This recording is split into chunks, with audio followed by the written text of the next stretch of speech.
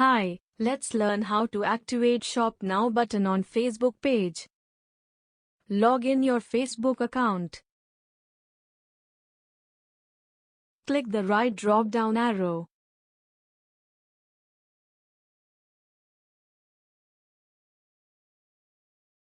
Select the page for which button needs to activated. Click below cover image on Add a button. Click on Shop with you.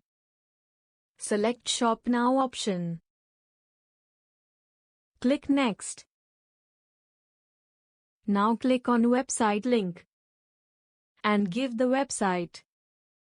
Click Save.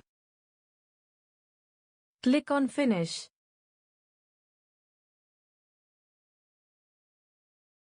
Congrats, your Shop Now button is added on the Facebook page.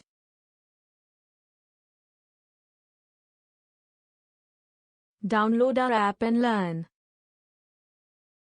Thank you.